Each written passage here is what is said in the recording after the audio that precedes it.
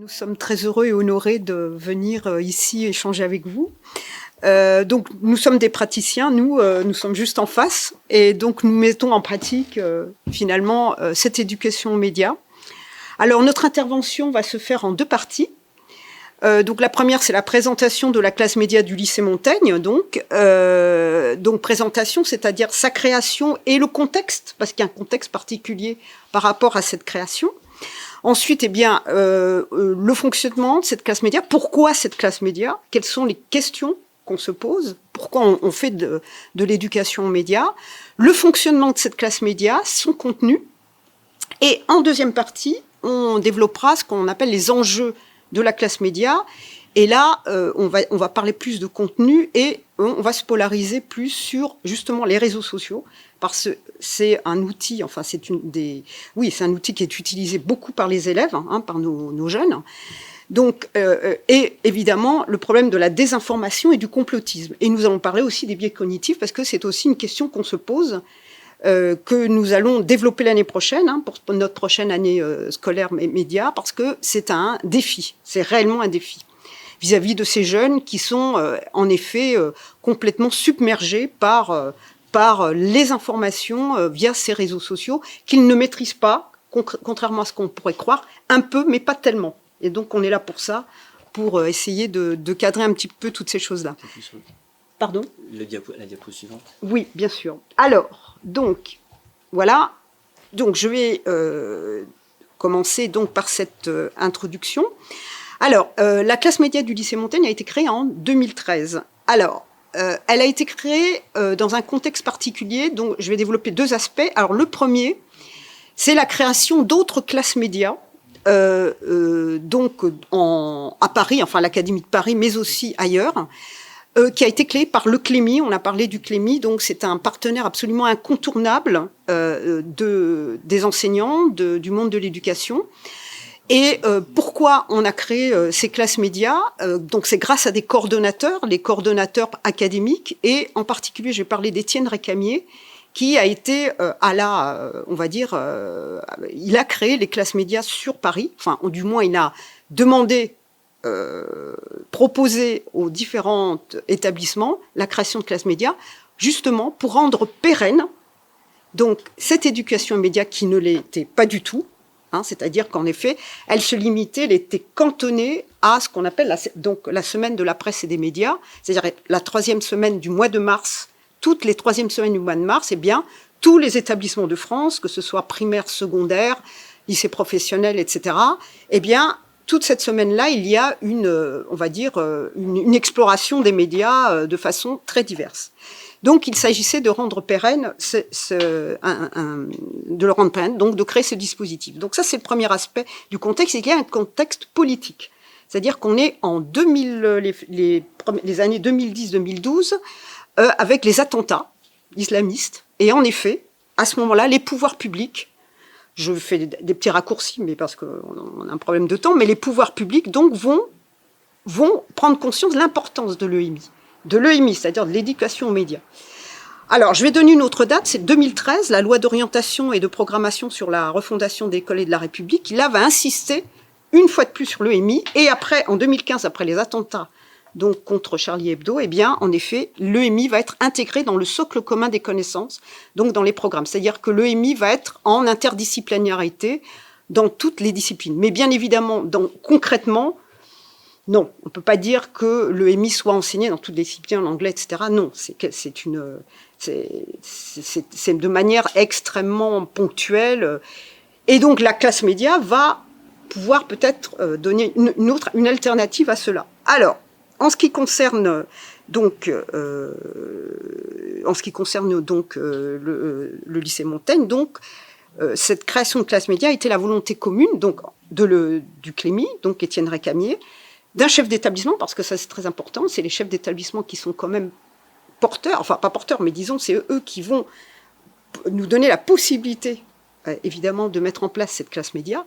Donc c'était Isabelle Bourris, donc une chef d'établissement qui était arrivée donc à Montaigne en 2012, et en effet donc nous deux, c'est-à-dire Didier et moi-même, qui, chacun de son côté, faisait de l'éducation aux médias. Alors moi, dans la semaine de la presse, Didier de temps en temps, puis de temps en temps, on se retrouvait, puis on s'est dit, bon, ça suffit, il faut qu'on fasse quelque chose.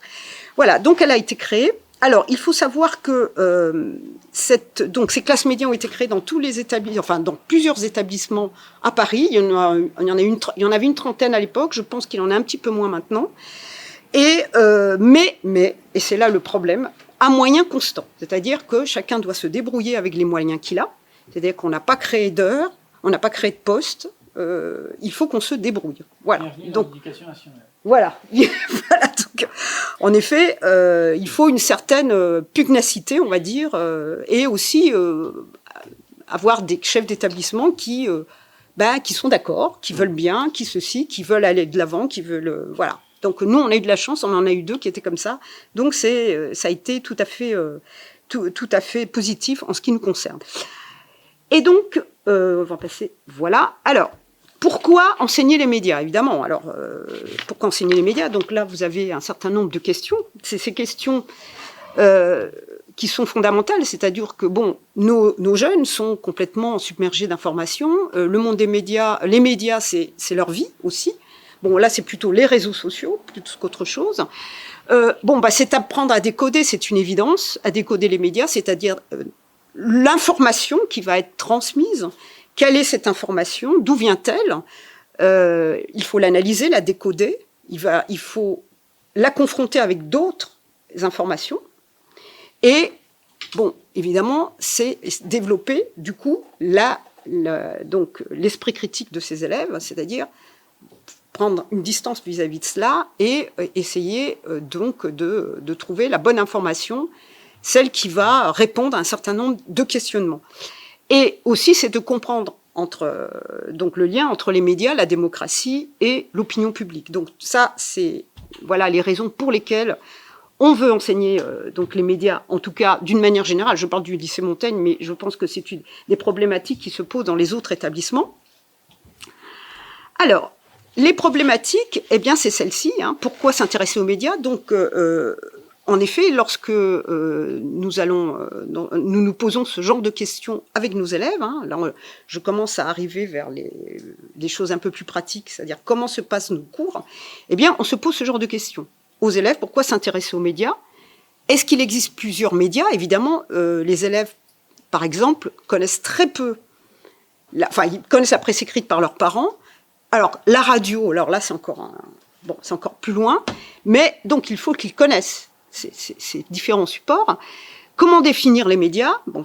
Quel lien peut exister entre la démocratie et les médias? Ça, c'est très important. Donc, c'est des questions que nous nous posons et on a des textes, hein, on leur fait étudier des textes là-dessus. Et les médias sont-ils libres? Là, ça aussi, c'est souvent des débats que nous avons d'ailleurs au sein de nos classes. Est-ce qu'ils sont libres? La liberté d'expression existe-t-elle vraiment, etc. Donc ça, c'est vraiment des questions fondamentales. Alors, donc, le déroulement d'une année. Alors, il faut savoir que, pour être très concret, donc la classe média est créée au niveau de la classe de seconde. Hein. Alors, à peu près, depuis 10 ans, nous avons oscillé entre 2 heures d'enseignement ou 1h30 hebdomadaire. Donc, c'est bien inscrit dans l'emploi du temps de cette classe de seconde. Alors, dans un premier temps, elle a fait partie de ce qu'on appelait à l'époque, dans les années 2010, on a créé des enseignements d'exploration. Donc là, comme je vous dis, c'est à moyen constant. Donc, il y avait une structure qui existait. Bon, donc on est rentré dans cette structure. Et donc, l'enseignement d'exploration nous a permis de mettre en place cette éducation aux médias. Et ensuite, eh bien, la réforme du lycée est arrivée et on a supprimé complètement l'enseignement d'exploration. Des classes médias se sont effondrées dans Paris, voilà, parce que c'était, comme ce sont des moyens constants, et ben voilà le résultat. Et heureusement, notre chef d'établissement a dit, puisque c'est comme ça, moi je vais créer une option éducation aux médias. Donc, on a la chance au lycée Montaigne d'avoir une option éducation aux médias. On a pu continuer notre enseignement. Et d'ailleurs, le lycée Montaigne est le seul établissement dans Paris avec cette option. Alors, donc, comment se passe dans l'année? L'année est répartie, donc, des temps forts. Hein, donc, la présentation est bien évidemment de l'éducation aux médias aux élèves. Qu'est-ce que c'est qu'une classe média? Tout le questionnement qu'on a vu dans la précédente diapositive. Alors, c'est une alternance de cours théoriques et de travaux pratiques, j'y viendrai. Alors, dans un premier temps, donc, il y a surtout des cours théoriques et particulièrement la façon de rédiger un article. Pourquoi? Parce que notre visibilité se fait à travers un blog qui s'appelle la Tribune de Montaigne. D'ailleurs, entre parenthèses, on va faire une petite promotion. La Tribune de Montaigne a gagné cette année le prix Médiatix des médias scolaires. Alors, le prix Médiatix, c'est un prix qui est organisé par le Clémy, et donc nous sommes le meilleur journal en ligne de l'Académie de Paris. Donc, on est très fiers. Voilà, bon, les 10 ans plus ça, c'est très bien. Et voilà, donc on leur donne un cours théorique, comme j'imagine dans les écoles de journalisme, c'est-à-dire comment rédiger un article, les 5 W, la pyramide inversée, l'angle d'attaque, enfin, voilà, tout ça, nous expliquons tout cela. Comment mener une interview, puisque nous recevons aussi des journalistes. Donc là, c'est la première partie, on va dire, de l'année. Dans une deuxième partie, on va on va leur parler des réseaux sociaux. Mais là, je ne vais pas développer, je laisserai mon collègue le faire tout à l'heure. Au moment de la semaine de la presse et des médias, eh bien, nous attaquons le chapitre de la presse écrite, parce qu'ils ne connaissent pas, c'est vrai, ils ne lisent pas. Donc là, à ce moment-là, on leur fait faire des analyses de une, on leur fait feuilleter des journaux, etc. On leur explique un petit peu comment tout cela s'organise. Nous avons aussi des cours sur l'image. Alors là, on fait intervenir des personnes non pas extérieures, mais d'autres professeurs documentalistes, mes 2 autres collègues qui font l'un et l'autre donc une intervention sur l'image, l'un sur l'image iconique et l'autre sur l'image. Alors ça va être pour l'année prochaine, issu de l'intelligence artificielle, parce que là, on est déjà en train de réfléchir à tout cela. Voilà. Et donc la dernière partie de l'année, c'est la télévision. Même si c'est un média aussi qui décline chez les jeunes, ça c'est clair, mais on parle quand même de l'info en continu, parce que ça, c'est par contre, ils la regardent quand même, mais il faut dire beaucoup de choses là-dessus. Et dans le côté pratique des choses, eh bien, ils vont devoir faire un petit court-métrage de 3 minutes. Ça, c'est la mise en pratique de ce qu'ils ont pu faire. Entendre, en tout cas, une mise en pratique 3 minutes sur un sujet donc choisi. Alors, on va passer à la... Voilà. Alors, donc, là, c'est d'une façon générale. Maintenant, donc, le cours en lui-même, comment s'organise-t-il? Généralement, on fait une revue de presse. On commence par la revue de presse tout de suite. C'est-à-dire qu'on demande aux élèves de nous dire qu'est-ce qui s'est passé, que s'est-il passé dans la semaine qui précède. Donc, par exemple, nous, on avait cours le lundi, on leur a demandé qu'est-ce qui s'est passé la semaine qui précède. Alors là, on met au tableau tous les thèmes, et là, les élèves proposent des articles. Voilà, ils proposent de rédiger des articles, soit des articles tout simples, soit dans le cadre d'un dossier. Hein. Donc, ça peut être un dossier sur un événement particulier, la guerre en Ukraine ou autre chose. Voilà, donc ça se passe comme ça. On commente aussi les articles qu'ils publient sur le blog. Donc avec éventuellement des commentaires, des corrections, etc. Et ensuite, le cours se continue avec soit un cours théorique, soit une mise en pratique, ça dépend. Voilà. Alors, les cours se font en classe, mais se font aussi au centre de documentation, que évidemment je gère. Donc, ils viennent au CDI, et là, en effet, c'est un lieu pour la recherche documentaire, la recherche d'informations, c'est le lieu, évidemment, par excellence. Et ils vont soit compulser la presse que nous avons, ou bien ils vont aller sur un logiciel que je vous montre ici, qui s'appelle EasyDoc, qui est un logiciel qui est qui a été conçu par par l'Académie de Poitiers, le CRDP de Poitiers, et c'est un logiciel qui fonctionne dans de nombreux établissements, qui est à la fois un moteur de recherche et un portail de ressources documentaires. Donc, en effet, ils peuvent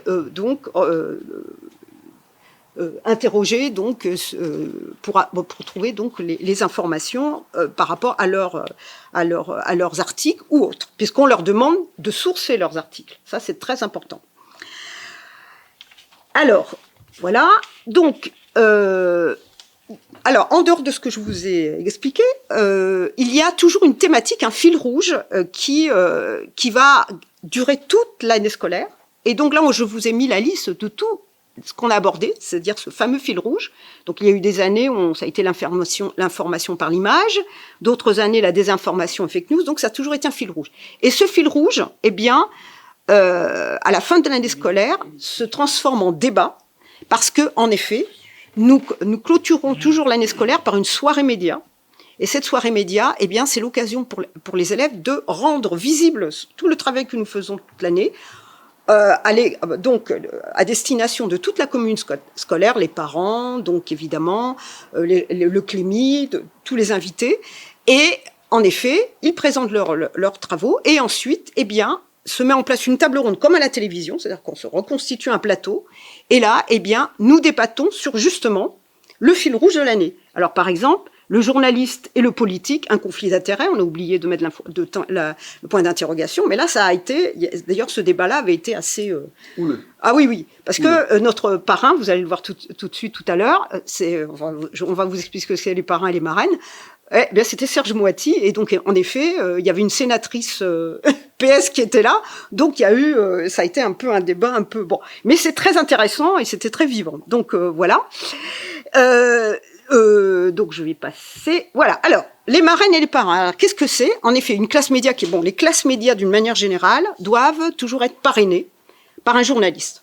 Voilà. Donc voilà, vous avez là devant vous donc des journalistes donc qui nous ont parrainés, donc Pascal Roberdière, Jean-Michel Thénard du Canard enchaîné, Serge Moiti, vous connaissez, même Daniel Schneiderman, et donc si je passe à la diapo suivante, voilà, il y avait Cécile Prieur, Sonia De Villers de France Inter, François Saltiel, ex 28 minutes, et Nicolas Charbonneau, qui est maintenant directeur de publication du Parisien. Et donc, quel est le rôle de ces parrains et ces marraines? Eh bien, c'est d'encadrer les élèves, de les voir, enfin pas toujours, hein. Certains parrains sont plus disponibles que d'autres. Par exemple, pour Sonia De Villers, on a pu assister à une émission de France Inter. Pour Pascal Roberdière, eh bien, on a pu aller visiter donc la rédaction du Monde. Voilà, parce qu'il faut savoir aussi que les élèves, suivent les cours, mais il y a la classe média hors mur, c'est-à-dire qu'ils visitent en effet des plateaux de télévision, ils assistent à des émissions. Quelquefois, les chaînes de télévision viennent chez nous, et ça a été l'objet du tournage d'une émission Zone d'éducation documentaire de LCP qui était venue chez nous. Et là, les élèves sont passés à la télévision, en débat, etc. C'était vraiment très intéressant. Ils peuvent aller voir des expositions, des sorties diverses et variées. Donc, en fait, l'option éducation média ne se cantonne pas que dans les murs de Montaigne, on sort aussi. Et c'est pour les élèves un très grand enrichissement personnel, voilà, et des expériences qu'ils ne pourraient pas faire autrement. Voilà, donc je cède la parole à mon collègue. Donc voilà. Je ne sais pas si... Si, ça va aller. Par contre, je vais te demander un coup de main pour passer à la diapo suivante. Voilà. Donc officiellement, j'ai 1 minute et 57 secondes. Ça 1 minute et 57 secondes. Ça me rappelle ma jeunesse, un colloque où j'avais eu le droit. Non, mais j'ai été aussi long que ça. Je vais faire un peu plus court, mais vous inquiétez pas, je vais faire court quand même. Alors, donc, je suis Didier Legal, je suis professeur d'histoire-géographie, donc au lycée Montaigne, à côté, donc juste à côté, et bien sûr, comme Madame Peralta l'a très bien dit, donc on anime depuis maintenant une dizaine d'années cette classe média qui fait notre bonheur, et je pense qu'elle fait aussi le bonheur des élèves, parce que pour la petite histoire, on a croisé devant Assas un élève qui avait été un élève extraordinaire, Corentin Masson, je peux le citer, donc qui avait porté presque à lui tout seul donc la classe média, mais il y a quelques années de ça, donc c'était un vrai bonheur. Donc alors moi je vais vous présenter très rapidement 3 points essentiels qui finalement, on va dire, n'ayons pas peur des mots, gangrènent l'esprit de nos élèves et aussi donc le monde médiatique dans lequel on est. Alors les 3 points, il y a donc les fake news, le complotisme et aussi les réseaux sociaux. On a eu la chance dans ces 10 années, finalement, de rencontrer énormément de journalistes. Vous avez pu voir des journalistes qui étaient prestigieux et moins prestigieux, connus, moins connus. Mais ils ont tous été là pour nous dire que ils devaient essayer à leur niveau de lutter contre finalement ces malinformations, cette désinformation qui se propage à une vitesse terrible sur les réseaux sociaux et malgré toute leur bonne volonté, malgré tous les décodeurs possibles, imaginables qui sont mis en place par les différents médias, finalement, ils y arrivent pas beaucoup. Ils n'arrivent pas à les limiter parce que pour différentes raisons, j'expliquerai donc tout de suite. Alors on part avec au début avec les élèves sur des bases qui nous semblent solides, c'est-à-dire qu'on va définir ce que c'est qu'une information et en opposition, qu'est-ce que c'est qu'une infox et qu'est-ce que peut être une mésinformation. Concrètement, les élèves, c'est quelque chose qu'on leur explique depuis très très longtemps dans des cours avec l'EMI, mais surtout, alors moi je suis prof d'histoire géo, donc dans le contexte de l'EMC, l'éducation morale et civique, l'éducation civique, a priori ils se sentent prêts et armés pour justement se protéger de tout ça. Mais finalement, dans les faits, c'est pas tout à fait ce qui se passe, et on le verra après pour les réseaux sociaux, parce que finalement, leur source d'information, elle est vraiment sujet à caution, et les élèves vont prendre l'information qui leur arrive sans se poser beaucoup de questions. Même si devant nous, parce qu'ils sont polis, ils nous disent qu'ils font très attention à ce qu'ils écoutent, à ce qu'ils envoient ou à ce qu'ils relaient. Voilà. Donc, on fonctionne comme ça finalement. On a donc une forme de tableau.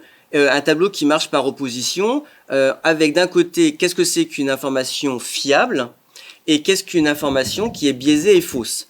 Alors, on explique ce que c'est qu'une information. Finalement, le but de l'information, c'est tout simple, c'est d'informer. Mais finalement, une fausse information ou une mauvaise information, finalement, elle sert finalement à faire penser, ressentir ou agir d'une manière spécifique. Ensuite, une vraie information, elle se focalise sur les faits. C'est-à-dire, qu'est-ce qui s'est passé de façon factuelle. Là, on peut le voir avec le fait divers malheureux qui s'est passé donc à Nanterre avec le policier qui aurait tué parce qu'il se sentait agressé et mis en danger, donc légitime défense. Et finalement, quand on regarde bien, il y a des éléments qui montrent que les faits ne sont pas ce qu'il a dit. Donc ça, c'est tout le travail que l'on fait avec les élèves. Et avant d'arriver à Montaigne, parce que j'ai pas fait toute ma carrière à Montaigne, j'étais dans un établissement sensible à Ivry-Courcouronnes. On travaillait beaucoup sur ces faits divers, sur finalement qu'est-ce qu'était une information, une rumeur, et comment finalement elle se propageait et pourquoi elle se propageait. Ensuite, une information qui est vérifiée, et c'est le plus important. On va pas se leurrer, globalement, il y a tellement d'informations, il y a un flux terrible d'informations que finalement, on va pas tellement la vérifier, on va pas croiser les sources à notre niveau et les élèves encore moins. Donc, qu'est-ce qu'on fait en contrepartie? Donc, on va lutter, on va essayer de voir si c'est pas des rumeurs, des mensonges provenant d'une seule source. Parce que là aussi, ce qu'on fait avec Madame Peralta, c'est qu'on explique ce que c'est qu'un média, mais les médias, il y en a une multitude de médias. Et un média, qu'est-ce que c'est? Ce n'est qu'un support. Ce n'est qu'un support sur lequel on va finalement faire rebondir une information ou une communication. Vous allez voir l'importance entre information et communication. Ensuite, donc coller au sujet de manière équilibrée, ça c'est le point 4, qui va déclencher dans une fausse information, parce qu'il faut que l'information soit relayée, va déclencher des émotions. Et ça, les élèves, ils en sont pas sensibles à ça. C'est pas quelque chose qui maîtrisent. Pour eux, c'est normal. Ils sont dans une forme de normalité et ils sont dans un contexte médiatique. Finalement, c'est là où, à mon avis, on sert à quelque chose. C'est qu'on leur explique dans quel contexte médiatique on se trouve. Et qu'une information, et on l'a vu avec nos parrains prestigieux ou moins prestigieux, par exemple avec Nicolas Charbonneau. Nicolas Charbonneau, il s'en cache pas. Il a été numéro 2 d'information à TF1. Il a fait donc après LCI, maintenant il est au Parisien. Et il a dit, moi je fais du TF1. Je fais du TF1. Donc il faut faire de l'information, 7-77 ans. Il faut pas que ça soit clivant, il faut que ça corresponde finalement à un profil, à toute la famille. Il faut que le mot utilisé par nos journalistes de 13h, feu Jean-Pierre Pernaut, et aussi ceux de maintenant, il faut que ça soit compris par tout le monde. Donc, c'est pas clivant. Et si vous voulez avoir des informations un peu plus importantes sur, par exemple, les migrants en Nord-Pas-de-Calais, dans les Hauts-de-France, eh ben vous allez sur Arte. Et il le dit clairement. Il n'y a pas d'ambiguïté, il le dit clairement. Donc, ça c'est de l'information, et la fausse information, comme vous pouvez le voir, ça déclenche donc des émotions. Ensuite, elle permet au lecteur de ne pas forcément être d'accord avec l'information en question. C'est le principe de notre réactivité. Mais à l'inverse, donc, tente de convaincre le lecteur de certaines opinions. Et c'est là où finalement on montre aux élèves que il faut se méfier, il faut faire très très attention, parce que l'information biaisée, la fausse information, elle est là pour vous faire réagir, pour faire du clic. Voilà. Et on va revenir après tout à l'heure aux réseaux sociaux. Les clics, c'est de l'argent. Voilà. Et ça, les élèves, en début d'année, ils ne le comprennent pas. Mais à la fin de l'année, ils commencent à le comprendre. Ouais, c'est ça. Et nous aussi, alors moi j'aime bien commencer l'année en étant un petit peu provoquant, c'est-à-dire pourquoi TF1 ne fait que du football et fait pas du volleyball que j'aime bien pratiquer, ou sinon du hockey sur gazon, parce que s'ils font ça en prime time, et ben TF1, c'est une catastrophe économique. Ils feront pas d'audimat. Voilà. Et ça, les élèves ont un petit peu mal à comprendre. Alors tout ça fonctionne finalement. Alors je vais peut-être passer là-dessus, mais parce que voilà, parce qu'il faut gagner du temps. Donc, ce que je vais faire, en revanche, tu passes à la diapo suivante. D'accord. Voilà. Alors, non, enfin, faut revenir et il faut que je fasse les biais connectifs. Alors, ce que j'ai expliqué finalement aux élèves et ce qu'on fait finalement dans notre pédagogie, sans que ça soit entre guillemets redondant et un peu fatigant, on leur dit qu'on est tous animés par des biais cognitifs. C'est-à-dire par des choses qui nous animent, qui font qu'on a tendance à croire certaines choses parce que ça correspond plus à notre réalité qu'on s'est construit. Et ça, les élèves, ils peuvent pas le concevoir. Pour eux, ils sont pas dupes, ils se font pas avoir. Et quand on leur dit finalement qu'il y a derrière tout ça des biais cognitifs qui leur permet finalement d'être dans des groupes avec une construction, on va dire, mentale, intellectuelle, psychique, qui leur est propre. Et les réseaux sociaux, finalement, jouent là-dessus. Alors, j'avais une fiche, je ne sais plus où je l'ai mis. Ça, c'est pour le B. Donc, voilà. Donc, je vais peut-être aussi... Oui, par exemple. Il y a, par exemple, sur les fake news... il y a quelque chose qui est important et qui explique en partie, alors je vais pas le développer parce que je suis pas spécialiste et là je laisse ça aux spécialistes, mais ce qui est important c'est que finalement plus c'est gros, plus ça peut être vrai. Voilà. Et donc plus c'est gros, plus c'est vrai, et plus finalement c'est intéressant pour eux d'être les effets multiplicateurs de la fake news. Voilà. Et nous on leur explique, avant de recliquer, avant de relayer une information qui vous paraît suspecte, réfléchissez bien. Qu'est-ce qui se cache derrière tout ça? Et c'est ça qui est intéressant. Et ça, on essaye de le mettre en place avec Madame Peralta tout au long de l'année. Et c'est pas, je suis sûr que là, c'est vraiment pas évident. On va aborder donc le deuxième point. Voilà. Donc, un point qui est très très important et qui là, finalement, intéresse beaucoup les élèves, c'est le complotisme. Le complotisme, ils sont friands du complotisme. Et même si, là encore, il feint de ne pas croire au complotisme en disant l'homme n'a jamais mis le pied finalement sur la Lune, c'est complètement bidon, voilà. Et ça, c'est quelque chose qui...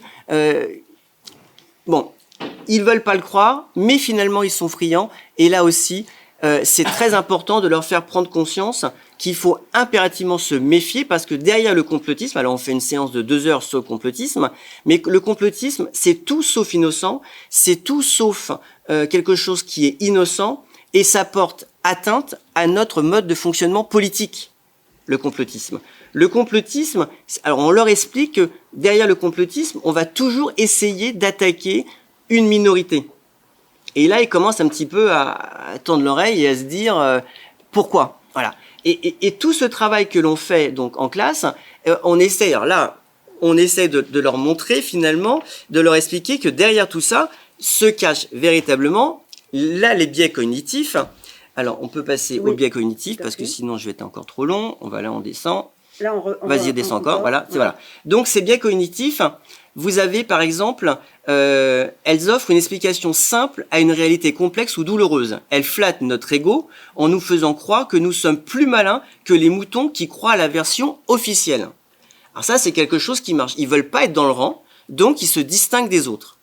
Ensuite, vous avez donc les adeptes, non, on bouge pas. Donc les adeptes forment des communautés soudées, motivées, au sein desquelles il est facile de se sentir intégré.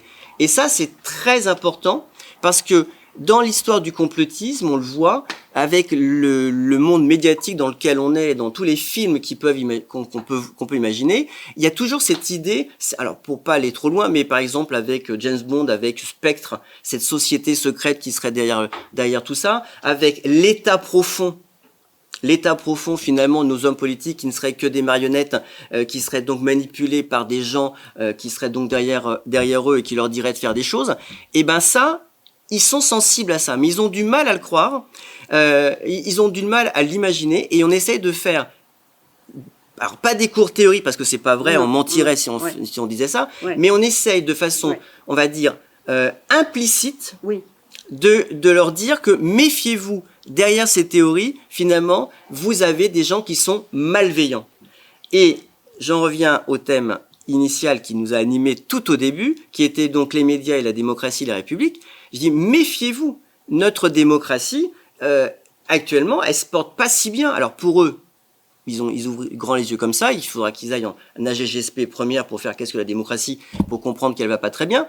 Et là, ils commencent tout doucement à remettre en cause finalement ce qui était leur présupposé, et finalement ils prennent conscience que la situation médiatique, dans le contexte médiatique dans lequel ils sont, et ben finalement c'est pas si joli que ça. Je fais bien sûr très simple. On continue, donc maintenant on va attaquer donc les réseaux sociaux. On part d'une étude en classe et on leur pose la question qui finalement a un compte dans un réseau social. Vous imaginez très bien qu'à part 2% des élèves ou 2 élèves ou un élève, ils sont tous connectés aux réseaux sociaux. On établit une hiérarchie, Instagram, donc Snapchat, TikTok. On voit que finalement Facebook, on le sait, c'est plutôt nos générations que leur génération. Et là, là on s'aperçoit aussi que ces réseaux sociaux, finalement, ils sont animés par quelque chose qui s'appelle l'algorithme et qui rassemble les individus en fonction des centres d'intérêt. Les réseaux sociaux, là encore, ils sont pas forcément très critiques à l'égard des réseaux sociaux. Les réseaux sociaux, c'est des effets de mode. C'est-à-dire que Facebook, c'est pour les parents. Donc là, finalement, ils s'en moquent.